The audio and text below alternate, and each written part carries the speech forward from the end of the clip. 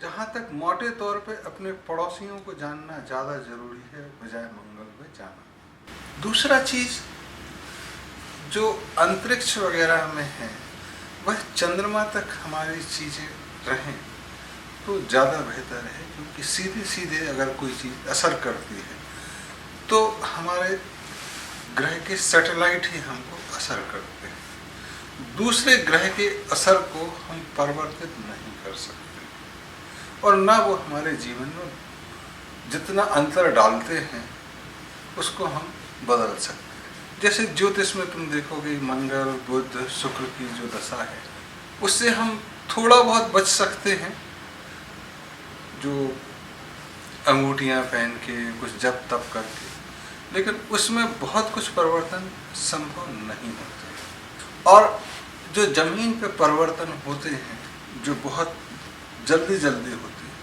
वो चंद्रमा के कारण, जैसे ज्वार और भाटा का समुद्र में, जैसे एक पागलपन जिसको लुनाटिक बोलते हैं, ल्यूनार वाले दिन आता है, लुनार को एक्लिप्स बोलते हैं ना जैसे, तो लुनाटिक पागल को उसी शब्द से आया है जो पूर्णमासी के दिन आता है। वह शायद इसलिए भी आता है कि चंद्रमा सूरज की ज़्यादा रोशनी रोक लेता है ऊर्जा, और ऐसे व्यक्तियों को जो लुनाटिक हैं या जिनको उतनी ऊर्जा मिलनी चाहिए नहीं मिल पाती। तो चंद्रमा पर हमारे परीक्षण, हमारे संबंध ज़्यादा हों इसकी ज़रूरत है। दूसरा चीज़, दूसरे ग्रहों पे भेजना, थोड़ा बहुत एक्सपीडिशन चलता रहना चाहिए, सस्ते में ही सही, जिससे हमारे जो वैज्ञानिक हैं उनकी अगर प्रतिभा है तो देश इतना गरीब नहीं है कि हम वो छोटे छोटे खर्चे बर्दाश्त नहीं कर सकते, क्योंकि एक्सपेडिशन उस दिशा में भी गति होनी चाहिए,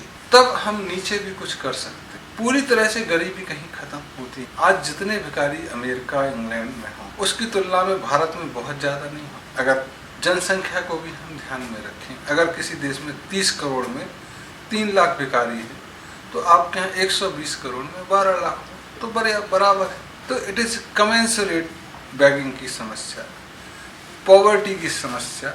सरकार उनको पैसा नहीं दे रही वो अलग बात है, वहाँ पे सोशल स्ट्रक्चर थोड़ा ज़्यादा स्ट्रॉन्ग। तो कमोबेश वैसे जो लॉन्च हैं सैटेलाइट्स हैं वो चलते रहने चाहिए।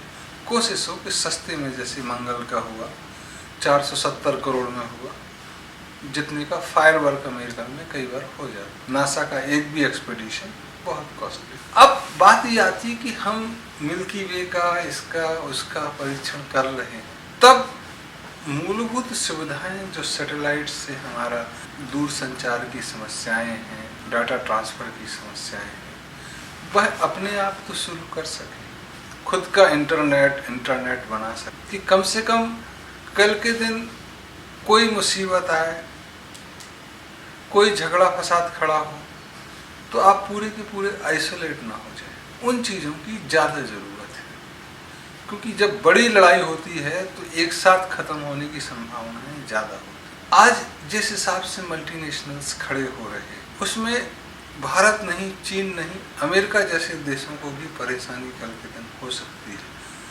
अगर गूगल ने अपना बेस शिफ्ट कर दिया, माइक्रोसॉफ्ट अपना बेस अमेरिका से शिफ्ट करके चले जाते हैं, तो अमेरिका को भी दिक्कत हो सकती है।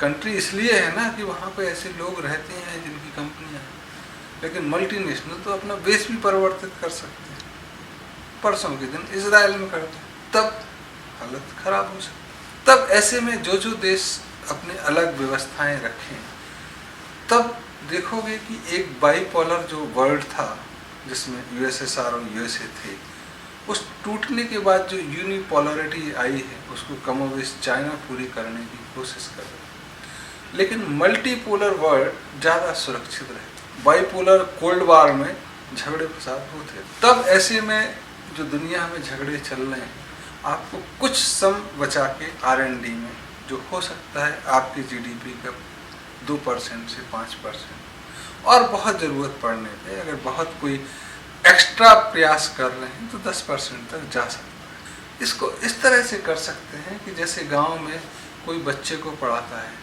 तो लोन भी ले लेता है, थोड़ा कम में भी खाता है, ये कि कल के दिन ठीक हो जाएंगे। सब खाते रहते हैं और उसको भी खाने देते हैं तो तरक्की नहीं। इसलिए कुछ नया प्रयोग करने के लिए, कुछ नया करने के लिए कुछ साहस और कुछ अंशदान जरूरी। कल के दिन ऐसा ना हो कि हम खाते पीते तो रहे और नई चीजें आए तो फिर हम नई खरीद रहे हैं। कुछ देश ऐसा भी करते हैं कि हम R&D करेंगे नहीं, जो नई टेक्नोलॉजी आएगी वो हम खरीद लेंगे। तुम खोजो, हम काहे को लफड़े में पड़े। लेकिन जो खोजते हैं जहाँ पे लोग प्रतिभा का सम्मान होता रहता है, वहाँ प्रतिभाएं पनपती भी। तो ऐसे R&D सेंटर्स चलते रहने चाहिए, ना केवल स्पेस साइंस में बल्कि डे टू डे साइंस में भी वैसे प्रयोग होते रहे। तो भारत जैसे देश में अभी R&D के बहुत सारे स्कोप हैं। योग में R&D हो, जैसे तंत्र में R&D, रोजमर्रा की चीजें। जैसे एक छोटा सा उदाहरण देते हैं कि कोई छींक दे और घरों में कहते हैं बेटा कोई छींक दे तो 2 मिनट रुक जाना। लोगों को ढकुसला लगता है। क्या अंधविश्वास है, क्या चीजें। प्रयोग करके देखो कि जब छींकते हो तो तुम देखोगे कि हार्ट थोड़ा खुलता है। अगर सर्दी नहीं है तो नाक भी खुलती है और दिल से दिमाग पर एक संबंध कायम होता है। कुछ लोग बोलते हैं कि जब तुम छींकते हो तो तुम्हारा कोई प्रिय तुमको याद कर रहा है। तो किसी बात को तुम फाइनलाइज कर रहे हो तो तुम्हारा प्रिय तुमको याद करेगा और छींक आ जाए तो थोड़ा रुक जाना, क्योंकि दिमाग तब ज़्यादा एक्टिवेट होगा और हो सकता है तुम निर्णय परिवर्तित कर दो। तो दिमाग की सुन। तो these are scientific value based answers कि जब छींकोगे तो दिमाग थोड़ा एक्टिवेट होगा, इसलिए 2 मिनट रुक जाओ, हो सकता है कोई नई चीज आ जाए। और ज्यादा छींके कोई तो रुकना नहीं है, उसको अस्पताल ले जाना, उसकी तबीयत खराब है, तब रुकते ही नहीं जाना है। तो कमोबेश ऐसी चीजें जो आई हैं वो सूक्ष्म शरीर विज्ञान, सूक्ष्म प्रकृति विज्ञान। जैसे बिल्ली रास्ता काट गई, हम भी क्रॉस करते हैं। हमारे यहाँ भी बिल्ली पली थी, चारों तरफ घूमती थी, तो वो पालतू है। लेकिन कई बार बिल्लियाँ रास्ता काटना या कोई चीज रास्ता काटना, तो whosoever crossed your road which is not common, one must stop a minute and think, are we going in the right track? तब वह 1 मिनट इसलिए दिया गया है कि एक बार पुनर्विचार कर लो कि जो आप करने जा रहे हो वह सही है कि नहीं। और आप जा रहे हैं और बिल्ली आपको दिखाई नहीं दी, तब कोई बात ही नहीं है। कई चीजें ऐसी होती हैं प्रकृति में कि वो वार्निंग देती हैं। अब वार्निंग कैसे दे?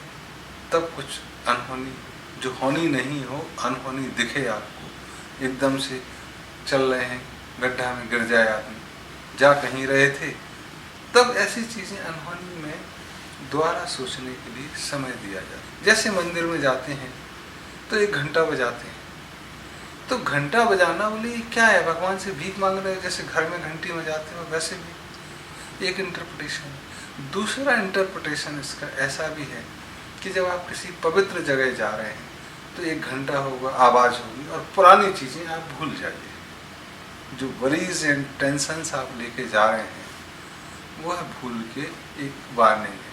Now you come afresh. पैर धो के जाएंगे, ठंडक आएगी, दिमाग को साफ होगा गंदगी। तो ये सूक्ष्म विज्ञान है, ये हमको रोजमर्रा की जिंदगी से जुड़े हुए हैं।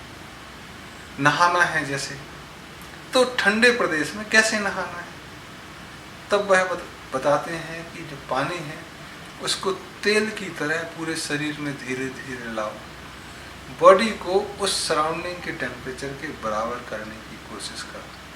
फिर आप 0 डिग्री के पानी में भी नहाओगे तो ठंड नहीं लगेगी। डायरेक्ट नहाओगे हार्ट जकड़ जाएगा, मर भी सकते हैं। तो ये जो साइंस है, हर तरह के साइंस में प्रयोगों की बहुत ज़रूरत है।